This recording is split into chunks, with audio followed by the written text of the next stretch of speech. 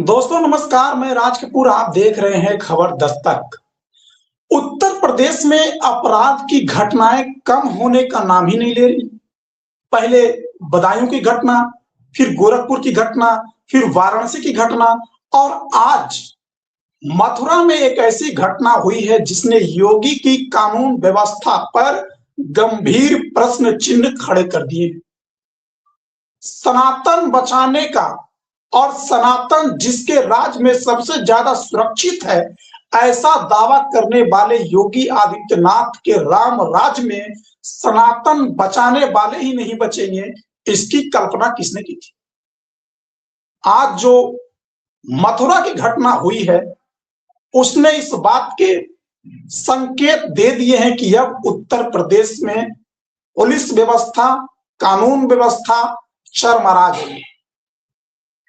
जो मीडिया इस तरह की खबरों पर अन्य राज्यों के लिए जंगल राज जैसे शब्दों का इस्तेमाल करती है, आज उत्तर प्रदेश में उससे भी जघन्य घटनाएं हो रही है, फिर भी इस तरह के जंगल राज जैसे शब्दों का इस्तेमाल आज की गोदी मीडिया क्यों नहीं कर पा रही, ये तो बड़ा सवाल है।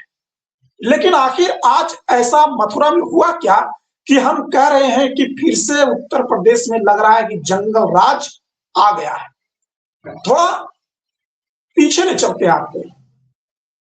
2-3 दिन, 4 दिन, 5 दिन की पहले की घटना है। एक सिलसिला चल पड़ा है, एक पैटर्न चल पड़ा है। जिस उत्तर प्रदेश में माना जाता था कि बाबा के राज में कोई अपराधी सर उठाने की हिम्मत नहीं करता, उसी बाबा के राज में आज अपराधियों ने उत्तर प्रदेश के पुलिस व्यवस्था को, उत्तर प्रदेश की कानून व्यवस्था को खुली चैलेंज दे दी है। आप देखिए ना, बदायूं में क्या हुआ, आप देखिए गोरखपुर में क्या हुआ, आप देखिए बनारस में क्या हुआ, और आज मथुरा में। इन सारी जगह जो घटनाएं हुई उसका सेम पैटर्न है, और वो पैटर्न है कि अपराधी अब उत्तर प्रदेश की पुलिस से नहीं डरता। अपराधियों में अब बाबा का खौफ नहीं बचा। अब अपराधी इतने बेखौफ क्यों हो गए हैं और बाबा की पुलिस से उन्हें डर क्यों नहीं लगता, ये तो पुलिस पदाधिकारी ही बता पाएंगे। लेकिन आज जो घटना हुई है, मैं जरा उसके बारे में आपको बता देता हूं। मथुरा जो उत्तर प्रदेश की धर्म नगरी है, जहां लाखों भक्त रोज दर्शन के लिए आते हैं, कई संत महात्माओं की नगरी, देश प्रदेश के कई संत वहां आकर आश्रम बनाकर रहते हैं। उन्हीं में से एक है फरसा वाले बाबा। वो गौ रक्षा के लिए मुहिम चला रहे हैं, गौ सेवा करते हैं, और उसके लिए उन्होंने एक पूरी टीम बना रखी है।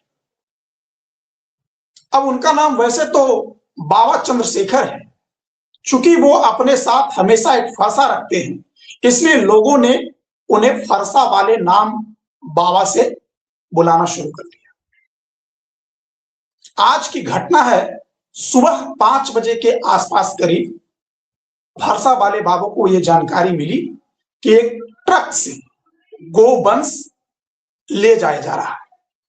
अब बाबा गौ रक्षा की बात करते हैं, गौ रक्षा के लिए मुहिम चलाते हैं, तो उन्हें जैसे ही यह जानकारी मिली, वो अपने साथियों के साथ उस ट्रक के पीछा करने लगे।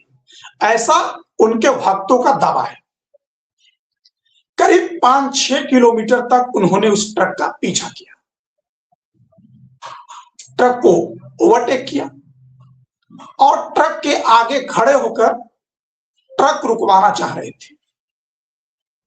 लेकिन आरोप है कि ट्रक ड्राइवर ने बाबा के ऊपर से गाड़ी चढ़ा दी, ट्रक चढ़ा दी और वे भाग गए, और बाबा की मौके पर ही ऑन द स्पॉट मौत हो गई। वो नहीं रहे, वो नहीं बचे।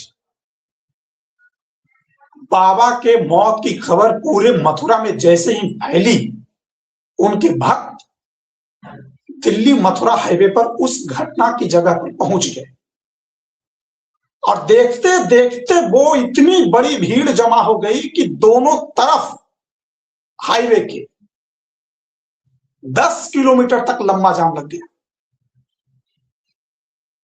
अगर 10 किलोमीटर लंबा जाम किसी हाईवे पर लग जाएगा तो आप सोचिए कि उस हाईवे की क्या स्थिति रही होगी। आनन फानन में मौके पर कई थानों की पुलिस पदाधिकारी, एसपी, डीआईजी और प्रशासन के बड़े अधिकारी पहुंचे। उन्होंने जाम खुलवाने की कोशिश की, लेकिन वे असफल साबित हुए। फरसा बाबा के भक्तों ने उन्हें दौड़ा दिया। तब पुलिस को यह लगा कि अब ये स्थिति कंट्रोल के बाहर है।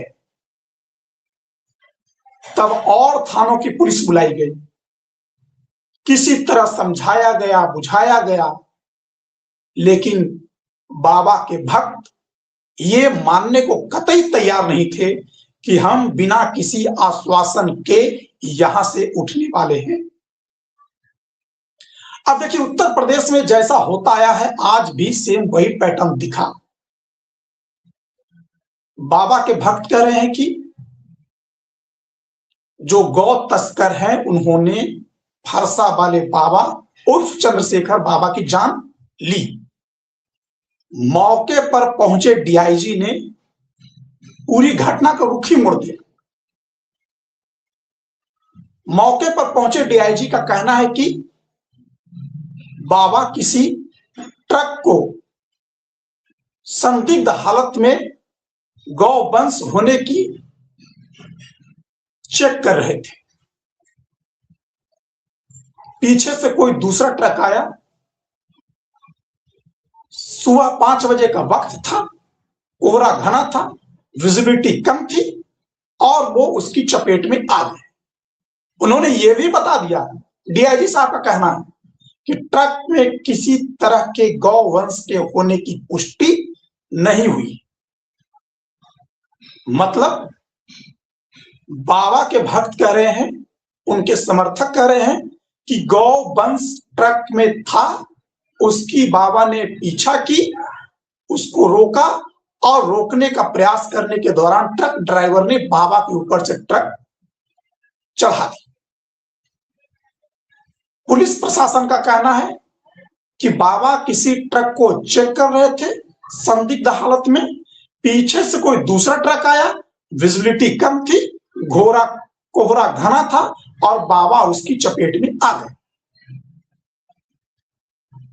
एक और प्रत्यक्षदर्शी भक्त का कहना है कि बाबा को जैसे ही जानकारी मिली कि किसी ट्रक में गोवंश को लेकर जाया जा रहा है, उन्होंने अपने समर्थक के साथ मोटरसाइकिल से उस ट्रक का पीछा किया, ट्रक को ओवरटेक किया और वो ट्रक रुकवाने की कोशिश कर रहे थे। तभी ट्रक ड्राइवर ने चलती मोटरसाइकिल को कुचलने का प्रयास किया और बाबा ने ये देखते ही अपने समर्थक को हटाया, भक्त को हटाया, धक्का देकर नीचे गिरा दिया और खुद ट्रक की चपेट में आ गए, ट्रक ओवरटेक करने के चक्कर में। अब जितने दावे अलग अलग कर रहे हैं उनके भक्त और प्रशासन का जो बयान आया है डीआईजी साहब का, ये तो जांच का सवाल है। लेकिन इस घटना से एक चीज तो स्पष्ट है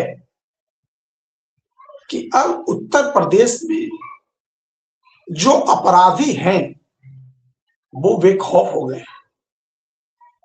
अब उन्हें योगी आदित्यनाथ की पुलिस का डर नहीं लगता है। क्यों नहीं लगता है? क्योंकि आप इस घटना में जो भी संलिप्त हैं, जो भी शामिल हैं, जांच के बाद जो भी पता चलेगा, उनकी इंटेंसिटी देखिए। हाल की जो घटनाएं हो रही है बदायूं में, देखिए ना क्या हुआ। गैस एजेंसी के अंदर जाकर के, प्लांट के अंदर जाकर के एक सिरफिरे ने 2 लोगों की जान ले ली, इतने हाई सिक्योर इलाके में जाकर। गोरखपुर में क्या हुआ, भारतीय जनता पार्टी का ही एक नेता सुबह 5 बजे मॉर्निंग वॉक कर रहा था और 2-3 अपराधियों ने मिलकर किस बेरहमी से उनकी जान ली, ये आप सब जानते हैं। और बनारस में क्या हुआ,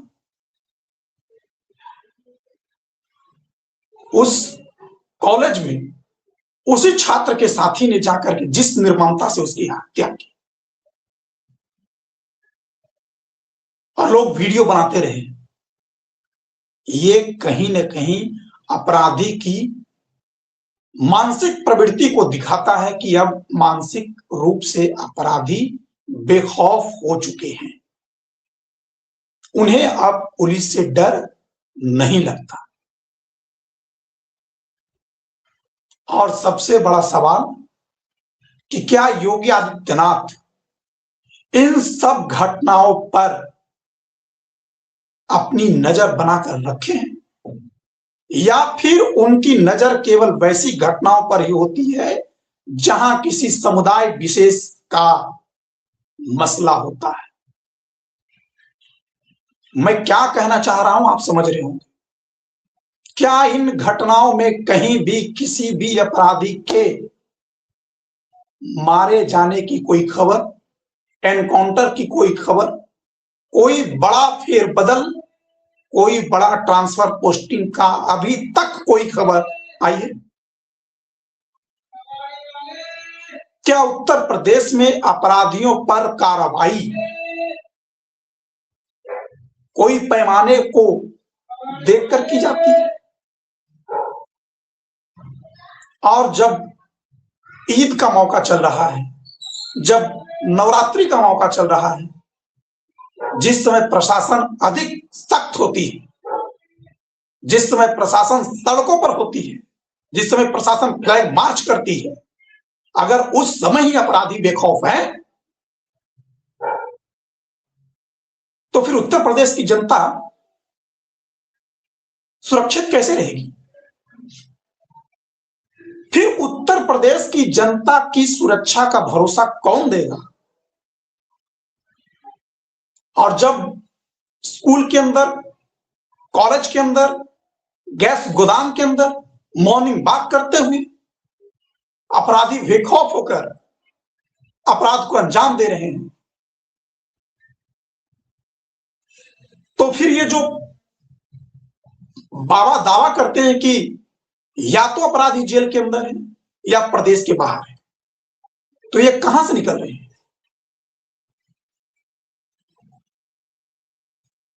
पिछले एक सप्ताह से और पिछले 48 घंटे के अंदर उत्तर प्रदेश में अपराध की अनगिनत घटनाएं हुई है, जिसने उत्तर प्रदेश की कानून व्यवस्था पर गंभीर प्रश्न खड़े कर दिए हैं। शायद इसीलिए उत्तर प्रदेश के मुख्यमंत्री, समाजवादी पार्टी के राष्ट्रीय अध्यक्ष अखिलेश यादव ने कहा कि उत्तर प्रदेश में कानून व्यवस्था की जान चली गई है। अब देखना होगा कि इस घटना के बाद पुलिस क्या कार्रवाई करती है और पुलिस किस तरह का एक्शन लेती है। फिलहाल अभी के लिए इतना ही, कोई और खबर होगी तो हम आपके सामने लेकर आएंगे। तब तक के लिए हमें इजाजत दीजिए। नमस्कार।